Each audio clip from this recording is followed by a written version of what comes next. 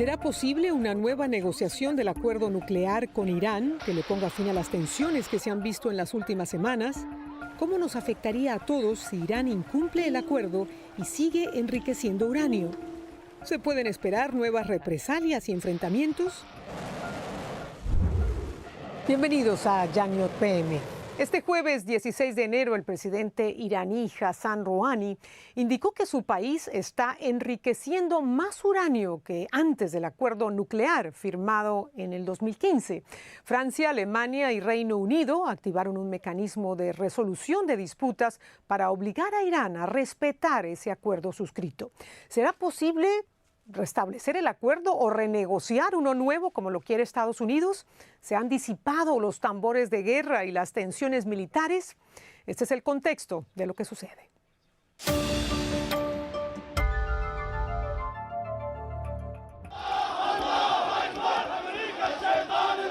Estados Unidos asesinó al general Qasem Soleimani, uno de los hombres más importantes de Irán, aduciendo que representaba un riesgo inminente. Irán respondió con misiles que impactaron bases militares estadounidenses en Irak. Es la guerra de la desinformación para calmar las masas. Confunde y reinarás. Así tituló el Tehran Times el ataque, indicando la muerte de 80 soldados de Estados Unidos. Donald Trump dijo que no hubo ninguna víctima. No Americans were harmed in last night's attack by the Iranian regime. En la misma conferencia de prensa, Trump dijo que el acuerdo nuclear del que se retiró en 2018 se debía renegociar. El acuerdo firmado entre Estados Unidos, Irán, Rusia, Francia, Alemania, el Reino Unido y China busca limitar las actividades nucleares de Irán y permitir el ingreso de inspectores internacionales. A cambio, las sanciones económicas contra el régimen se terminarían. Trump incluso criticó que el gobierno de Obama haya entregado a Irán $150 mil millones al momento de firmar ese acuerdo. Dinero con el que dijo se adquirieron misiles para atacar las bases estadounidenses. Pero la verdad es que ese dinero siempre fue propiedad de Irán, que tenía miles de millones de dólares congelados en bancos extranjeros debido a las sanciones comerciales por su programa nuclear. Hay una clave extra en este conflicto y es el Estrecho de Hormuz. Localizado entre Irán y Omán, es uno de los pasos marítimos más estratégicos del mundo. Conecta a productores del Medio Oriente con Asia, Europa y América del Norte. A diario pasan por allí cerca de 21 millones de barriles de petróleo, equivalentes al 21% del consumo global. La mayoría llega a los mercados asiáticos. Hassan Rouhani, el presidente iraní, amenazó con el bloqueo del Estrecho de Hormuz y con reanudar la producción de uranio altamente enriquecido para avanzar en su programa nuclear. ¿Se logrará un nuevo acuerdo nuclear entre Estados Unidos e Irán? Y para contestar esta pregunta le doy la bienvenida a nuestro invitado. Él es Joseph Hash, analista político del Medio Oriente y experto en terrorismo. Gracias, señor Hash. Muy buenas noches. Gracias por acompañarnos. Buenas noches, gracias por la invitación. Quiero comenzar con esta pregunta que dejamos abierta. ¿Qué posibilidad hay de que se logre un nuevo acuerdo nuclear con Irán como lo quiere Estados Unidos? Mira, las posibilidades son grandes. Ahora nosotros monitoreamos los discursos de la cúpula iraní, pero en realidad estos discursos son más para el consumo doméstico que para lo que ellos quieren hacer verdaderamente.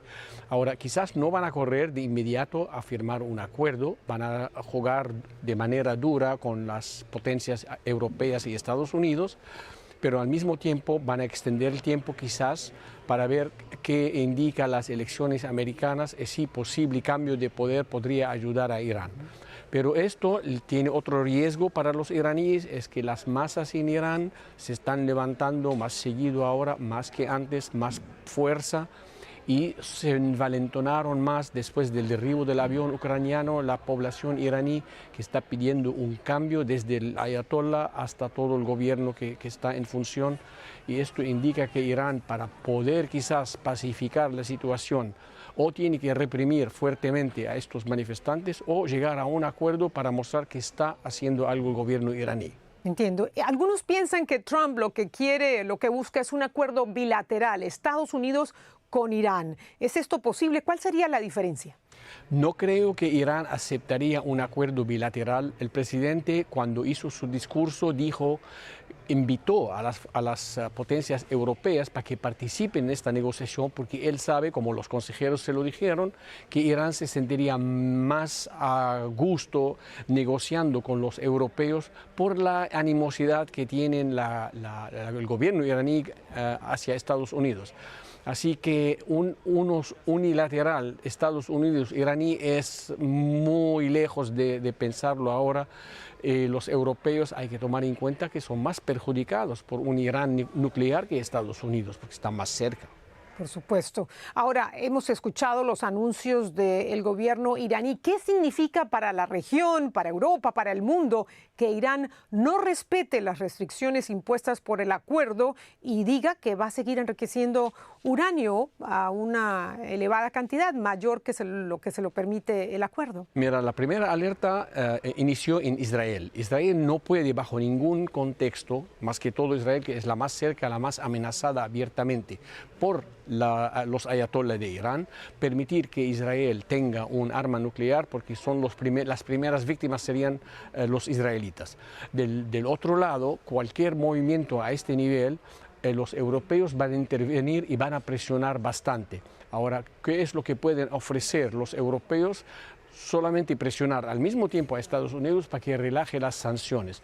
Pero como sabemos que el presidente lo ha hecho muy claro, sin arma nuclear lo que quieren. Así que hay algo para negociar, dar a cambio y eso. Ahora los iraníes siempre juegan la mano dura y para poder rescatar lo que pueden de lo que ellos piensan. Para ellos la meta es tener esta arma nuclear, pero para el mundo entero no beneficia a ninguno que tenga Irán un arma nuclear. O sea que usted no ve factible que este acuerdo se rompa del todo.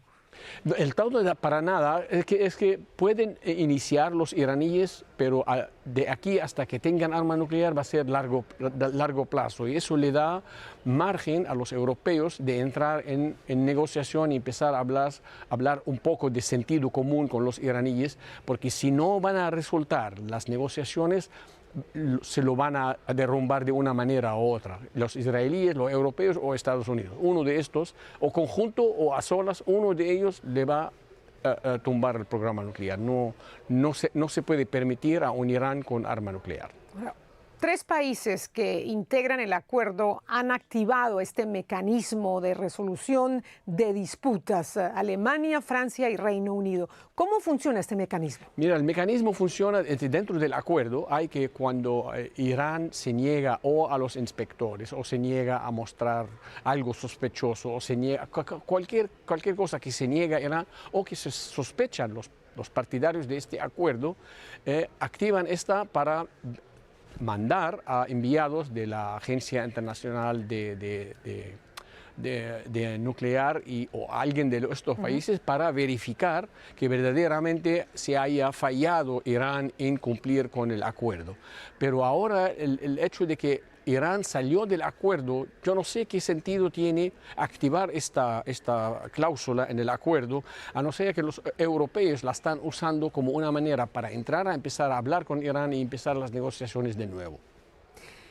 ¿Hay posibilidades de que Irán obtenga un arma nuclear a corto plazo si sigue enriqueciendo uranio? Mira, no hay indicaciones de analistas, que sea Naciones Unidas o que sea europea en general o Estados Unidos en particular, que pueda desarrollar un arma nuclear a corto plazo. Pero esto no quiere decir que no lo pueden hacer, lo pueden hacer, pero el tiempo para producirlo va a ser un poco en cuestión.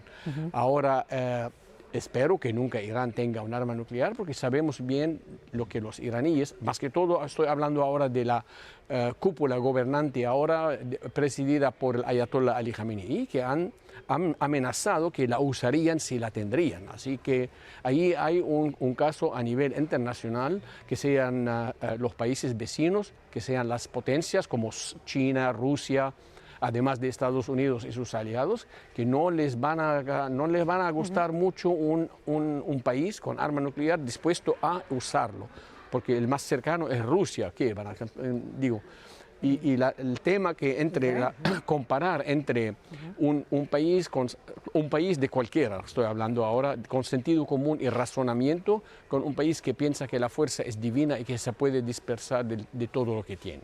Una combinación peligrosa. Exactamente. Joseph, ahora que Estados Unidos asesinó a Soleimani, que los iraníes respondieron a las bases militares iraquíes, que derribaron por error un avión, parece que Irán está contra la pared por también las protestas internas. ¿Podemos decir que ya se disipó la posibilidad de una guerra? ¿Qué podemos anticipar? ¿Cuál va a ser el comportamiento de los iraníes en el estrecho de Hormuz, en la infraestructura petrolera en Arabia Saudita? En fin, teniendo en cuenta los antecedentes en las últimas semanas. Mira, los iraníes, el gobierno y los militares iraníes saben con pruebas y hechos que ellos no pueden entrar en una guerra de desgaste con Estados Unidos. No tienen ni capacidad militar, ni capacidad económica, ni capacidad social. Ahora, ¿qué hacen los iraníes? A los 2 días de la eliminación de Soleimani, el secretario general de Hezbollah declaró en el Líbano de que el eje de la resistencia, ¿quién es el eje de la resistencia? Es todos los equipos, todos los títeres de Soleimani que ha hecho él de ellos milicias, que sea Hezbollah en el Líbano o Hezbollah en Siria o el otro Hezbollah de Irak, los hutíes de Yemen, todos estos los llaman ellos el eje de la resistencia, que se tomó la responsabilidad de vengarse por la eliminación de Soleimani, aparte de lo que pueda hacer el gobierno iraní acerca de esta agresión. Así que Irán lo que va a hacer, como siempre lo hace, es iniciar una guerra que ya empezó en realidad. Antes de la muerte de Soleimani, en el ataque a Erbil y en el ataque a la embajada americana y matar a casi 1000 ciudadanos iraquíes en las manifestaciones en contra del gobierno pro-iraní. Así que lo van a seguir ahora y lo mismo van a hacer es ataques, lo dijeron, que van a atacar todo lo que es americano, militar o bases o edificios o intereses americanos. Bueno, ellos amenazaron en el mundo entero, pero las zonas débiles, los puntos que llamamos nosotros punto fácil, sí, son en el Medio Oriente y en América Latina. Bueno, en las manifestaciones veíamos cómo los iraníes se volcaban a las calles, primero para condenar la muerte de Soleimani y después para pedir la renuncia del líder supremo, un cambio de gobierno. ¿Esto es posible? Mira, es que no son la misma gente. Sí, claro. La gente que bajaron a las calles para Soleimani formaron 1 millón, hay unos que dicen 2 millones, pero vamos a tomar el número alto y decir 2 millones. 2 millones de 80 millones, quedaron 78 millones en sus casas.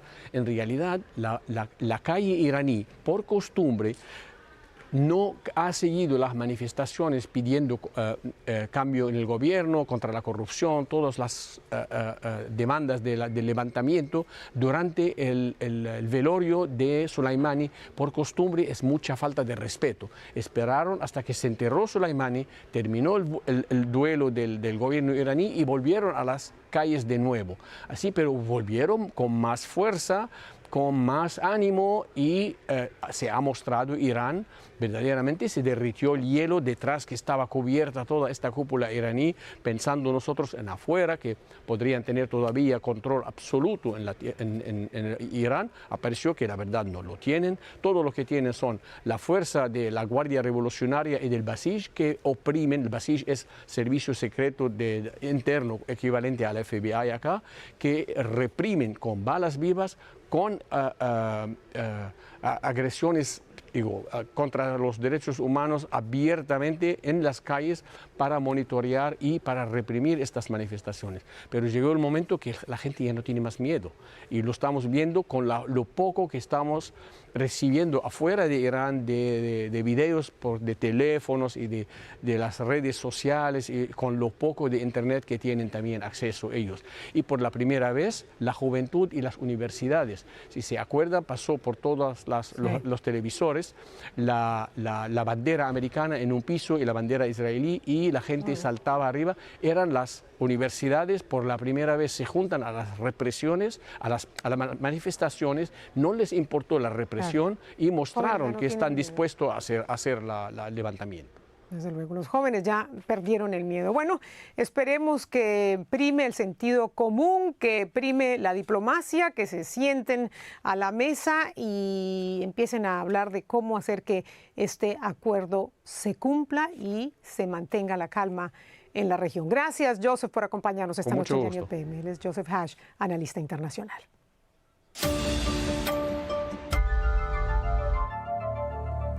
Bueno, desde que Estados Unidos asesinó al general Qasem Soleimani, Irán ha subido su apuesta. El gobierno de Rouhani ha estado aplicando la política de ojo por ojo, y no solo en el campo militar. Irán afirmó que no le pondrá más límites al enriquecimiento de su uranio, como escuchábamos, una clara suspensión de sus compromisos adquiridos en el acuerdo nuclear firmado en 2018 con potencias mundiales. Pero el régimen iraní dice que es en respuesta a la salida de Estados Unidos del acuerdo y también en respuesta a la imposición de nuevas sanciones por parte de la Casa Blanca.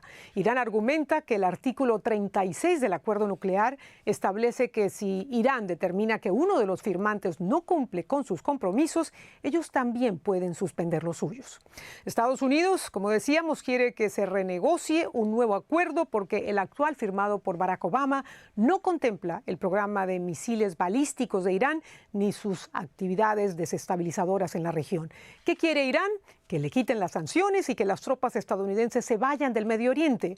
Por ahora, tanto Alemania, Francia y Gran Bretaña parecen haber cedido a las presiones y las amenazas de sanciones por parte de Estados Unidos si siguen apoyando el acuerdo con Irán. Estos países han activado el mecanismo de resolución de conflictos del acuerdo para obligar a Irán a cumplir con sus compromisos. Pero el derribamiento del avión ucraniano ha debilitado aún más al gobierno de Irán dentro y fuera de su país.